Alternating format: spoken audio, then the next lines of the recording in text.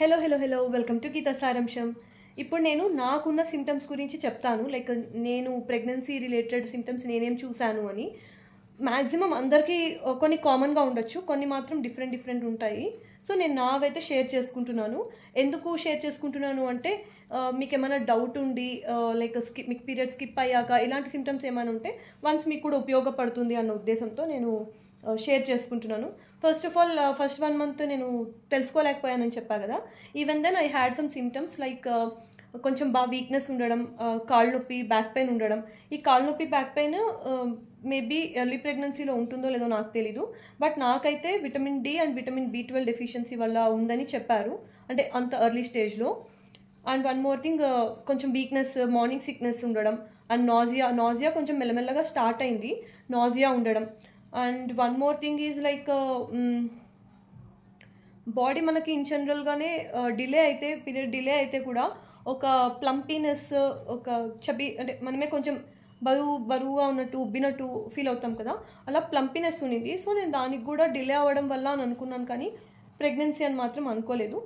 And the main thing is, ఇది మామూలుగా కొంతమందికి పీరియడ్స్కి వచ్చే ముందర జస్ట్ ఒక 3-4 days ముందర ఏమైనా రావచ్చేమో, కానీ నాకు అలాగే స్టార్ట్ అయింది. బట్ 2 weeks అయినా సరే తగ్గకపోవడంతో లైక్ ఫ్రెండ్స్ చెప్పారు ఇది కూడా one of the symptoms, so ఇప్పటికైనా చెక్ చేసుకో అన్నట్టు.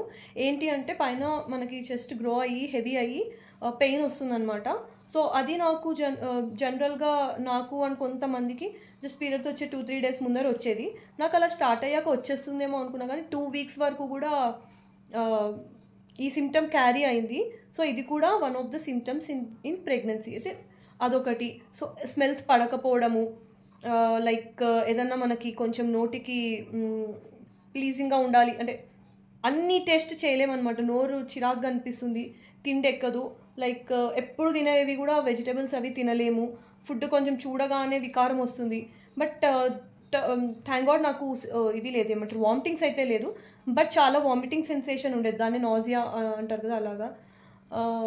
ఏ స్మెల్ ఒకటి చూసుకోండి, చిన్న స్మెల్స్ కూడా పడకపోవడము. అండ్ పక్క వాళ్ళకంటే ముందుగానే మనకు కొంచెం ఆ స్మెల్స్ని మనము రికగ్నైజ్ చేస్తాము, అదొకటి.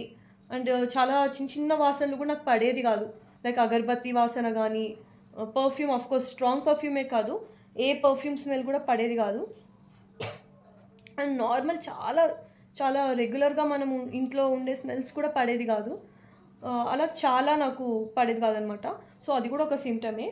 అండ్ చెప్పా కదా నాజియా. అండ్ మెయిన్ ఇంకోటి కూడా ఉంటుంది, కాన్స్టిపేషన్ ఒకటి బాదర్ చేస్తుంది. సో దానికి ఏంటి అంటే మనం కొంచెం రిచ్ ఫైబర్ ఫుడ్ తినాలి, అదొకటి చెప్తారు. నాకైతే ఇంకోటి కూడా తెలుసు, లైక్ ఆయాసం వచ్చేదనమాట, బాగా మాట్లాడలేకపోయేదాన్ని, చాలా ఆయాసం వచ్చేది, కొంచెం నడవగానే ఆయాసంగా ఉండేది. సో ఇవన్నీ కూడా సిమ్టమ్స్. ఇంకోటి ఏంటంటే కూడా బాడీ హీట్ అయిపోతుంది, ఎలా అంటే మనకు ఫీవర్ వచ్చిందా అన్నట్టు అయిపోతుంది, అదొక సిమ్టమ్. సో ఇవన్నీ కూడా నాకు సిమ్టమ్స్ ఉండేవి.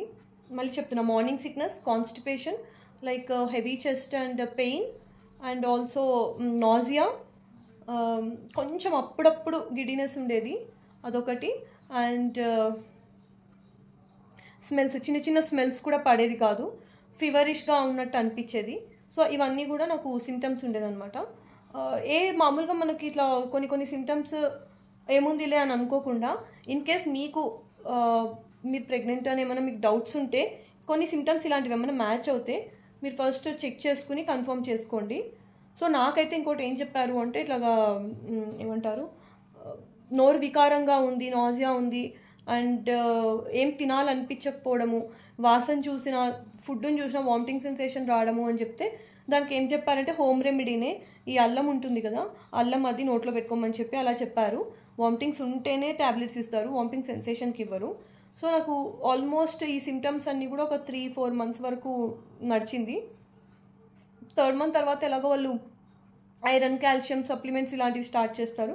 సో అప్పుడు కూడా మీకు ఐరన్ పడుతుందా లేదా ఒకసారి చూసుకోండి, ఎందుకంటే ఆల్రెడీ కాన్స్టిపేషన్ ఉన్నప్పుడు ఈ ఐరన్ ట్యాబ్లెట్స్ వల్ల అది ఇంకా ఇంక్రీజ్ అవ్వచ్చు.